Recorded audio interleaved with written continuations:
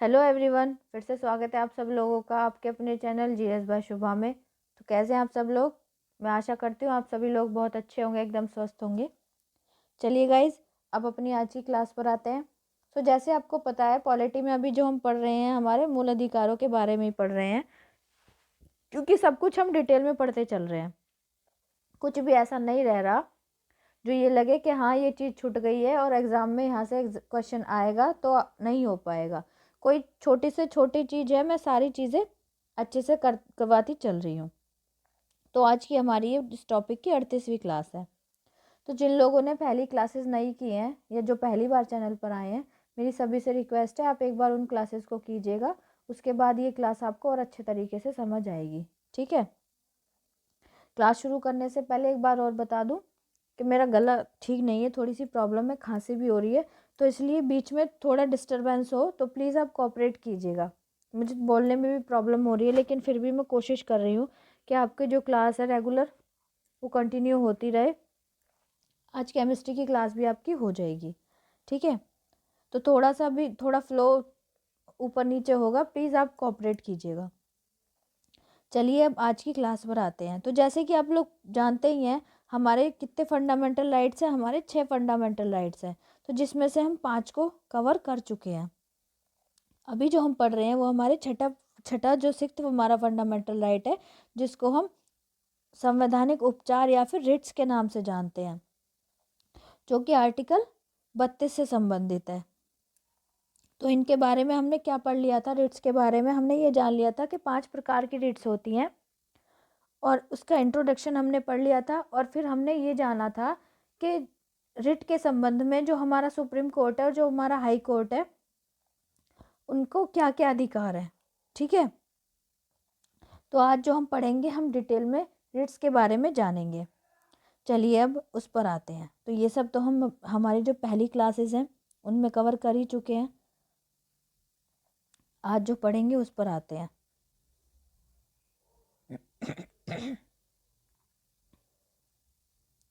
तो आज हम क्या पढ़ेंगे? आज हम जानेंगे अनुच्छेद 32 और अनुच्छेद 226 में उल्लिखित विभिन्न प्रकार के रिटों के अभिप्राय एवं क्षेत्र।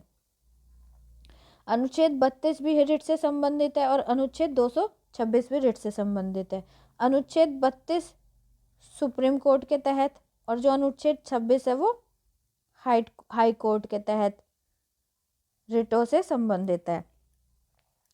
तो अनुच्छेद 32 और अनुच्छेद 226 के तहत जो रिट हैं उनसे क्या क्या अभिप्राय है और उनका क्षेत्र क्या क्या है, वो अब हम जानेंगे। ठीक है। चलिए स्टार्ट करते हैं। तो सबसे पहले हमारी कौन सी रिट आती है? सबसे पहले आता है बंदी प्रत्यक्षीकरण, जिसको हम हैबियस कॉर्पस के नाम से जानते हैं। सबका प्रोनाउंसिएशन करने का तरीका अलग होता है, मैं इसको हैबियस कॉर्पस ही बोलती हूँ। आप जिस हिसाब से पढ़ना चाहें उस हिसाब से कर सकते हैं। ओके। तो ये बंदी प्रत्यक्षीकरण या फिर हैबियस कॉर्पस क्या होता है, उसके बारे में हम पढ़ते हैं। तो इसे लेटिन भाषा से लिया गया है। तो ये जो वर्ड है हैबियस कॉर्पस, इसको लेटिन भाषा से लिया गया है, जिसका शाब्दिक अर्थ होता है, शाब्दिक अर्थ क्या होता है? शरीर को प्रस्तुत किया जाए, मतलब जो बॉडी है, जो शरीर है किसी भी व्यक्ति का, उसको प्रेजेंट किया जाए, उसको प्रस्तुत किया जाए। तो आगे कहा गया है, यह उस व्यक्ति के संबंध में न्यायालय द्वारा जारी आदेश है जिसे दूसरे द्वारा हिरासत में रखा गया है, उसे न्यायालय के सामने प्रस्तुत किया जाए। मतलब कहने का ये है कि जो हैबियस कॉर्पस जो रिट है, जिसको हम बंदी प्रत्यक्षीकरण बोलते हैं, तो ये उस व्यक्ति के संबंध में है जिस व्यक्ति को, यदि ऐसे समझो जैसे पुलिस ने किसी भी व्यक्ति को अरेस्ट कर लिया है, ठीक है, तो उसको यह अधिकार है कि वो न्यायालय में अपनी रिट डालेगा और न्यायालय फिर आदेश देगा कि 24 घंटे के अंदर अंदर उसको न्यायालय में पेश किया जाए। मतलब अरेस्ट तो कर लिया, हिरासत में तो ले लिया, लेकिन 24 घंटे तक यदि उसको न्यायालय के समक्ष पेश नहीं किया जाता तो उसको अधिकार है कि वो न्यायालय में अपनी रिट दायर करे, अपनी रिट डाले, और न्यायालय फिर ये अधिकार दे उन लोगों को जिन्होंने उसको हिरासत में लिया है कि उसको 24 घंटे के अंदर अंदर न्यायालय में प्रस्तुत करें। ठीक है। आगे कहा गया है, आगे इसमें क्या बताया गया है? तब न्यायालय मामले की जांच करता है। यदि हिरासत में लिए व्यक्ति का मामला अवैध है तो उसे स्वतंत्र किया जा सकता है। फिर उसके बाद न्यायालय क्या करेगा, उस मामले की जांच करेगा। यदि उसको अवैध लगा, जैसे पुलिस ने किसी भी व्यक्ति को शक के बिना पर गिरफ्तार कर लिया या झूठे केस में गिरफ्तार कर लिया समझने के लिए, ठीक है, जिससे आपको समझ आ जाए, अरेस्ट कर लिया, और सबको पता ही है कि 24 घंटे के अंदर अंदर उसको जज के सामने पेश किया जाता है, उस व्यक्ति को जिसको अरेस्ट किया जाता है। यदि 24 घंटे के अंदर उसको जज के समक्ष पेश नहीं किया जा रहा है तो वो व्यक्ति मतलब कि उसका वकील या उसका कोई अन्य व्यक्ति, उसका घर का कोई रिलेशन वाला, वो क्या करेगा, न्यायालय में रिट दायर करेगा और बोलेगा कि जब अरेस्ट किया है तो इसको अभी तक न्यायालय के सामने पेश क्यों नहीं किया। तो फिर जब उसको न्यायालय के सामने पेश किया जाएगा तो न्यायालय उस मामले की जांच करेगा। यदि मामला अवैध लगेगा तो न्यायालय जो है, जो भी कोर्ट है, उसको स्वतंत्र कर देगा, ठीक है, आदेश दे देगा कि इसको स्वतंत्र कर दिया जाए। इस तरह यह किसी व्यक्ति को जबरन हिरासत में रखने के विरुद्ध है। तो इस तरह हम कह सकते हैं कि जो बंदी प्रत्यक्षीकरण है या हैबेस कॉर्पस जो हमारे रिट है, वो किसके विरुद्ध है, किसी भी व्यक्ति को यदि हिरासत में लिया जाता है। आई होप इतनी बात आपको क्लियर हो गई होगी। आगे इसमें कहा गया है, बंदी प्रत्यक्षीकरण की रिट सार्वजनिक प्राधिकरण हो या व्यक्तिगत, दोनों के खिलाफ जारी किया जा सकता है। अब जो ये हमारी हैबेस कॉर्पस रिट है, जो बंदी प्रत्यक्षीकरण रिट है, वो सार्वजनिक प्राधिकरण हो या फिर व्यक्तिगत, दोनों के खिलाफ ही जारी किया जा सकता है। यह रिट तब जारी नहीं किया जा सकता। अब यह रिट कब कब जारी नहीं हो सकता, जब यदि हिरासत कानूनी सम्मत हो, मतलब कि कानून को ही मतलब कहा गया हो, किसी व्यक्ति ने कोई क्राइम किया हो, उससे संबंधित हो, या फिर कार्यवाही किसी विधानमंडल या न्यायालय के अवमानना के तहत हुई हो। यदि किसी भी व्यक्ति के अगेंस्ट जो कार्रवाई हो रही है, या तो उसने विधानमंडल की या फिर न्यायालय की अवमानना की है, तब हो रही है, तब ये रिट जारी नहीं की जा सकती। तीसरी बात है, न्यायालय द्वारा हिरासत। यदि न्यायालय ने यह आदेश दिया है कि इसको अरेस्ट कर लिया जाए, या फिर हिरासत न्यायालय के न्यायिक क्षेत्र से बाहर हुई हो, या फिर उसकी जो हिरासत है, उसको जो अरेस्ट किया गया है, न्यायालय का जो न्यायिक क्षेत्र है उससे बाहर हुई है। ओके, चलिए नेक्स्ट आगे चलते हैं। तो ये थी हमारी कौन सी, बंदी प्रत्यक्षीकरण जो रिट है हमारी हैबेस कॉर्पस के नाम से जिसको हम जानते हैं। अब नेक्स्ट आता है हमारा परमादेश, जिसको हम मैंडमस के नाम से जानते हैं, इंग्लिश में हम जिसको मैंडमस के नाम से जानते हैं। अब ये क्या होता है ये जानते हैं। इसका शाब्दिक अर्थ है, क्या है इसका शाब्दिक अर्थ, हम आदेश देते हैं। मतलब जो मैंडमस वर्ड है या परमादेश जो शब्द है, इसका शाब्दिक अर्थ है हम आदेश देते हैं। यह एक नियंत्रण है जिसे न्यायालय द्वारा सार्वजनिक अधिकारियों को जारी किया जाता है, ताकि उनसे उनके कार्य और उसे नकारने के संबंध में पूछा जा सके। ये जो मैंडमस रिट, ये एक तरीके से एक नियंत्रण है। किस प्रकार का नियंत्रण है, इस प्रकार का नियंत्रण है कि जो न्यायालय है, जो हमारे कोर्ट्स हैं, जो सार्वजनिक अधिकारी है या फिर जो उनका कार्य है, मतलब न्यायालय द्वारा जो सार्वजनिक अधिकारी को जारी किया जाता है, ताकि उनसे जो कार्य और उनका जो नकारने का संबंध है उनसे पूछा जा सके। कहने का मतलब है, कैसे समझो, कोई अधिकारी है, ठीक है, आपको उससे काम है, आप उसके पास गए कि मुझे ये काम है, जो कि उसके कार्य क्षेत्र में आता है, उसके कार्य क्षेत्र में नहीं आता तो सीधी सी बात है वो करेगा ही कैसे, मना कर देगा कि मेरे कार्य क्षेत्र में नहीं आता है। यदि आता है और उसने आपका काम करने से मना कर दिया, तो आप क्या है, तो आप कोर्ट जा सकते हैं, उसके खिलाफ रिट जारी कर सकते हैं। तो कोर्ट ये पूछेगा कि उसके उस काम को मना करने का मतलब क्या था। यदि उसने नकारा है तो क्यों नकारा है, ठीक है। आगे इसमें बताया गया है, आगे कहा गया है, इसे किसी भी सार्वजनिक इकाई, निगम, अधीनस्थ न्यायालयों, प्राधिकरणों या सरकार के खिलाफ समान उद्देश्य के लिए जारी किया जा सकता है। अब इसको जारी कब किन किन के खिलाफ किया जा सकता है, कोई सार्वजनिक इकाई है तब, या फिर कोई निगम है या अधीनस्थ न्यायालय है, ठीक है, हाई कोर्ट मतलब लोअर कोर्ट वगैरह जो हैं उनके खिलाफ, या फिर कोई प्राधिकरण है या सरकार के खिलाफ। मतलब किसी व्यक्ति के किसी भी काम के लिए यदि कोई मना कर देता है करने से, तो तब इस रिट को जारी किया जा सकता है। अब इस रिट को कब कब जारी नहीं किया जा सकता? परमादेश रिट जारी नहीं किया जा सकता। कब कब नहीं? निजी व्यक्तियों या इकाई के विरुद्ध, मतलब पर्सनल जो निजी व्यक्ति हैं उनकी, या फिर किसी इकाई के विरुद्ध। ऐसा विभाग जो गैर संवैधानिक है, मतलब जो कोई विभाग गैर संवैधानिक है उसके प्रति। जब कर्तव्य विवेकानुसार हो, जरूरी नहीं, जब कर्तव्य विवेकानुसार हो लेकिन जरूरी न हो, तब ये जारी नहीं हो सकती। संविदात्मक दायित्व को लागू करने के विरुद्ध, यदि कोई संविधान का दायित्व है उसके लागू करने के विरुद्ध, तब नहीं। भारत के राष्ट्रपति या राज्यों के राज्यपाल के विरुद्ध, जो भारत के राष्ट्रपति हैं या राज्यों के जो राज्यपाल हैं, जो गवर्नर्स हैं, उनके विरुद्ध ये रिट जारी नहीं हो सकती। और आगे आता है उच्च न्यायालय के मुख्य न्यायाधीश जो न्यायिक क्षमता में कार्यरत हैं, और जो हाई कोर्ट्स के जो मुख्य न्यायाधीश हैं, जो भी स्टेट के राज्यों के जो हाई कोर्ट हैं उनके जो न्यायाधीश हैं जो कार्य क्षमता, मतलब एट प्रेजेंट में वो कार्य कर रहे हैं, अपने पोस्ट पर हैं, उनके खिलाफ जारी नहीं की जा सकती। ठीक है, आई होप ये आपको समझ आ गया होगा। आगे क्या आता है? आगे आता है प्रतिषेध, जिसको हम प्रोहिबिशन बोलते हैं। ठीक है, ये क्या बताता है उसके बारे में जानते हैं। तो इसका शाब्दिक अर्थ है, रोकना, पढ़ने से ही पता चल रहा है, प्रोहिबिशन या फिर प्रतिषेध।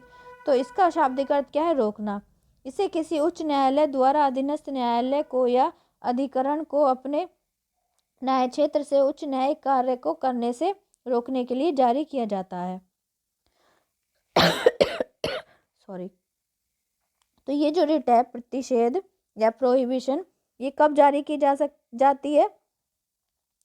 किसी भी उच्च न्यायालय द्वारा उसके जो अधीनस्थ न्यायालय, मतलब कोई हाई कोर्ट है उसका जो लोअर कोर्ट आते हैं, तो उसके अधीनस्थ न्यायालय या फिर जो उसके अधिकरण के हैं, अपना जो न्याय क्षेत्र है उससे उच्च कार्य को करने के से रोकने के लिए। जैसे कि आप ऐसे समझिए, जैसे कोई डिस्ट्रिक्ट कोर्ट है, तो डिस्ट्रिक्ट कोर्ट में क्या होता है कि वो किसी भी व्यक्ति को 10 साल से ज़्यादा की सज़ा नहीं दे सकता किसी जुर्म के लिए। यदि ऐसा केस है तो वो फिर खुद से अपर जो कोर्ट है उस पर उस केस को ट्रांसफ़र कर देगा। यदि इन केस ऐसा होता है कि उसको परमिशन तो है कि वो 10 साल से ज़्यादा की सज़ा नहीं दे सकता, वो कोर्ट, वो न्यायालय, लेकिन वो उसको क्या दे रहा है, या तो उम्र कैद दे रहा है या फिर फांसी की सज़ा दे रहा है, तो उससे ये पूछा जाएगा कि उसको रोकने के लिए होती है कि आपका जितना कार्यक्षेत्र आता है या आपको जितनी मतलब जितनी पावर्स हैं, जिसको भी जितनी पावर्स हैं वो उतने ही अपने दायरे में रह के काम करे, उससे एक्स्ट्रा ना करे। तो ये इस चीज़ के लिए है। आगे कहा गया है जिस तरह परमादेश सीधे सक्रिय रहता है, प्रतिषेध सीधे सक्रिय नहीं रहता। अब जो परमादेश है वो तो सीधे सीधे सक्रिय रहता है, लेकिन जो प्रतिषेध है, जो प्रोहिबिशन है, ये सीधे सीधे सक्रिय नहीं रहता। आगे इसमें क्या कहा गया है? प्रतिषेध संबंधी रिट सिर्फ न्यायिक एवं अर्ध न्यायिक प्राधिकरण के विरुद्ध ही जारी किए जा सकते हैं। अब ये जो प्रतिषेध वाली जो रिट है ये केवल जो न्यायिक हैं या फिर जो अर्ध न्यायिक प्राधिकरण है उनके विरुद्ध ही जारी की जा सकती है, इसके अलावा किसी और के विरुद्ध नहीं। यह प्रशासनिक प्राधिकरण विधायी निकायों एवं निजी व्यक्ति या निकायों के लिए उपलब्ध नहीं है। ये जो रिट है प्रोहिबिशन, ये जो प्रशासनिक प्राधिकरण है या फिर जो विधायी निकाय हैं या फिर जो निजी व्यक्ति हैं या निकाय हैं उनके लिए उपलब्ध नहीं है। ये फिर कोर्ट, मतलब न्यायालयों के लिए, सिर्फ कोर्ट्स के लिए है। ठीक है, आई होप इतनी बात आपको क्लियर हो गई होगी। चलिए नेक्स्ट आगे चलते हैं। आगे कौन सी रिट आती है हमारी?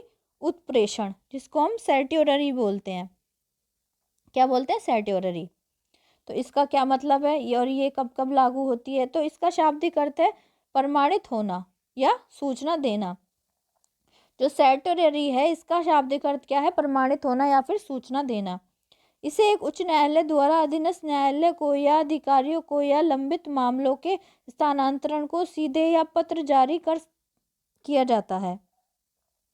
अब ये जो सर्ट्योररी रिट है, जो उत्प्रेषण रिट है, इसका क्या मतलब है कि ये क्या है? उच्च न्यायालय द्वारा जो उसके अधीनस्थ न्यायालय हैं, जो उसके अंडर कोर्ट हैं, लोअर कोर्ट हैं, अपर कोर्ट के, या जो अधिकारी हैं अधिकारियों को या लंबित मामलों या फिर कोई मामला है, कोई केस है कोर्ट में पेंडिंग पड़ा हुआ है, काफ़ी टाइम हो गया, उस पर किसी भी तरीके की कोई सुनवाई नहीं की जा रही है, उस संबंध में स्थानांतरण के सीधे या पत्र जारी कर किया जा सकता है। तो सीधे ये कहा जा सकता है, या तो लेटर लिख देगी जो अपर कोर्ट है वो लोअर कोर्ट को, या सीधे बोलेगी कि आप इस पर कोई कार्रवाई क्यों नहीं कर रहे हैं, आपने इस मामले को पेंडिंग में क्यों रखा हुआ है। ठीक है।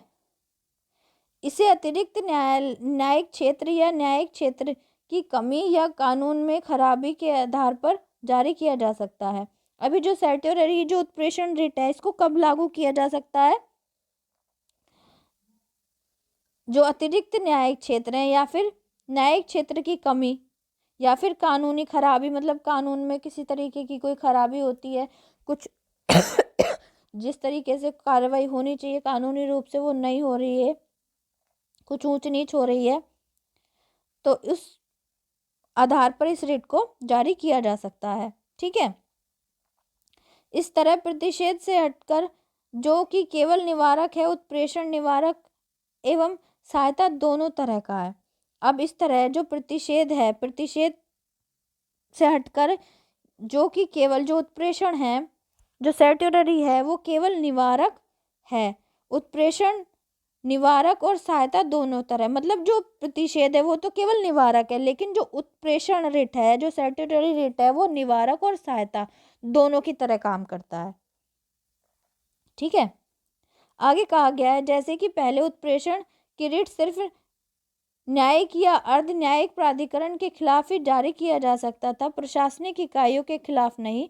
हालांकि 1991 में उच्चतम न्यायालय ने व्यवस्था दी कि उत्प्रेषण व्यक्तियों के अधिकारों को प्रभावित करने वाले प्रशासनिक प्राधिकरणों के खिलाफ भी जारी किया जा सकता है। पहले क्या होता था कि जो उत्प्रेषण रिट है, जो सर्ट्योररी रिट है, सिर्फ जो न्यायिक या अर्ध न्यायिक प्राधिकरण है उनके खिलाफ ही जारी किया जाती थी, लेकिन जो प्रशासनिक इकाई है उनके खिलाफ नहीं। लेकिन हालांकि 1991 में क्या हुआ, 1991 से क्या हुआ, उच्चतम न्यायालय ने क्या व्यवस्था दी कि जो सर्ट्योररी है, जो उत्प्रेषण है, व्यक्तियों के अधिकारों को प्रभावित करने वाले प्रशासनिक प्राधिकरण, यदि कोई भी प्राधिकरण किसी भी व्यक्ति के अधिकारों को प्रभावित करता है तो उसके खिलाफ भी ये रिट जारी की जा सकती है या जारी किया जा सकता है इस रिट को। ठीक है। चलिए नेक्स्ट आगे चलते हैं। आगे क्या कहा गया है, प्रतिषेध की तरह उत्प्रेषण भी विधिक निकायों एवं निजी व्यक्तियों या इकाइयों के विरुद्ध उपलब्ध नहीं है। प्रतिषेध की तरह, प्रोहिबिशन की तरह ही जो सर्ट्योररी है वो जो विधिक निकाय हैं या निजी व्यक्तियों या इकाइयों के विरुद्ध जारी नहीं किया जा सकता या उपलब्ध नहीं है। ठीक है। चलिए नेक्स्ट आगे चलते हैं। आगे हमारा क्या आता है, अधिकार परीक्षा या फिर क्यो वारंटो। अब ये क्या है रिट, इसके बारे में जानते हैं। तो शाब्दिक संदर्भ में इसका अर्थ किसी प्राधिकृत या वारंट के द्वारा है। अगर शाब्दिक संदर्भ में समझें तो इसका अर्थ क्या है, प्राधिकृत या फिर वारंट के द्वारा। इसे न्यायालय द्वारा किसी व्यक्ति द्वारा सार्वजनिक कार्यों में दायर अपने दावे की जांच के लिए जारी किया जाता है। अब ये जो रिट है, कौन सी रिट, अधिकार प्रेक्षा, जिसको हम किस नाम से जानते हैं, क्यो वारंटो के नाम से जानते हैं। तो इसे जो न्यायालय द्वारा किसी व्यक्ति द्वारा सार्वजनिक कार्यालय में जो दायर अपने दावे उसने कोई के लिए जांच के लिए किया जाता है। मतलब यदि किसी व्यक्ति ने कोई सार्वजनिक कार्यालय पर अपना कोई दावा दायर किया है तो उसकी जांच के लिए किया जाता है। अतः यह किसी व्यक्ति द्वारा लोक कार्यालय के अवैध अनाधिकरण ग्रहण करने के से रोकता है। और इसलिए यह किसी व्यक्ति द्वारा जो लोग हैं कार्यालय में अवैध अनाधिकरण ग्रहण करने के लिए रोकता है। मतलब ऐसे है कि जैसे आप प्रिंसिपल का पद है वो खाली है किसी भी स्कूल में, लेकिन उस पद पर कोई अन्य व्यक्ति आकर बैठ गया या फिर उसका ट्रांसफ़र हो गया, वो फिर भी अपने उस पद पर ग्रहण किए हुए है, और जिसका जो दूसरा व्यक्ति ट्रांसफ़र होकर आया है उसको वो पद नहीं दे रहा है, तो उस संदर्भ में इसको जारी किया जा सकता है। तो वो व्यक्ति जिसका हार मोरा है तो वो रिट दायर करेगा और फिर उसके जो जिसके खिलाफ दायर की है उसके खिलाफ जांच की जाएगी। ठीक है, इतनी बात आपको क्लियर हो गई। चलिए आगे चलते हैं।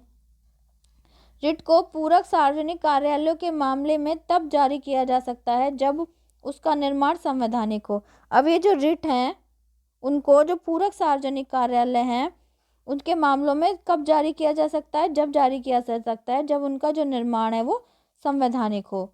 इसे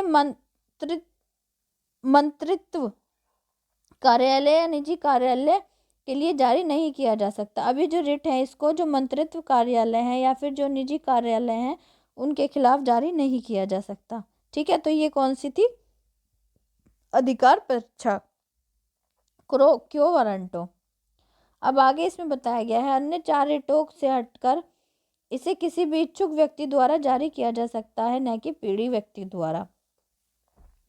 और जो रिट थी वो तो कोई पीड़ित व्यक्ति दायर करता, लेकिन ये जो क्यो वारंटो है ये कोई भी इच्छुक व्यक्ति, मतलब हमको लग रहा है जैसे कि किसी व्यक्ति का कोई फंडामेंटल राइट हार्म हो रहा है तो हम उसकी हेल्प के लिए भी, मतलब यदि किसी भी पर्सनल व्यक्ति की इच्छा है तब भी इसको जारी किया जा सकता है। लेकिन अन्य जो 4 रिट है उसमें क्या है? उसमें ये है कि जो पीड़ित है उसको उनको वही जारी करवा सकता है, लेकिन इसके अंदर ऐसा नहीं है, इसको कोई भी इच्छुक व्यक्ति जारी करवा सकता है। ठीक है तो ये थी आज की रिट की क्लास, ये थी 5 रिट। आई होप आपको क्लास अच्छे से समझ आ गई होगी। थोड़ा डिस्टर्बेंस हुआ होगा क्योंकि मेरा गला बहुत मतलब अजीब सा हो रहा है, ऐसा लग रहा है अंदर से चौक सा हो गया, बोलने में बहुत प्रॉब्लम हो रही है। ठीक है, तो अब हम आगे क्या पढ़ेंगे? आगे पढ़ेंगे जो सशस्त्र बल हैं और उनके जो मूल अधिकार हैं वो क्या क्या है, मतलब मार्शल लॉ क्या होता है, राष्ट्रीय आपात क्या होता है, इस संबंध में ये सब चीज़ें जो हैं अब हम जो, वैसे तो लगभग ये टॉपिक कंप्लीट ही है, लेकिन और जो इसमें छोटी छोटी चीज़ें रह गई हैं जो आपको जिसके बारे में जानकारी होनी चाहिए वो पढ़ेंगे। ठीक है, आई होप आज की क्लास आपको अच्छी लगी होगी। अगर समझ आई होगी, अच्छी लगी है, समझ आई, प्लीज़ कमेंट में बताइएगा और बच्चों तक भी शेयर कीजिएगा ताकि और बच्चे भी इस चैनल से जुड़ सके। आप जो भी सोशल मीडिया अकाउंट यूज़ करते हैं उस अकाउंट पर इस क्लास को और इस चैनल के लिंक को शेयर कीजिएगा। अगर आप इस चैनल पर नए हैं प्लीज़ चैनल को सब्सक्राइब कीजिएगा और बेल आइकन को भी प्रेस कीजिएगा ताकि जब मैं वीडियो अपलोड करूं तो आप तक नोटिफिकेशन आए और आप अपनी पढ़ाई को कंटिन्यू कर सकें। सो गाइज़ आज के लिए इतना ही है, मिलते हैं नेक्स्ट क्लास में, तब तक के लिए थैंक यू वेरी मच।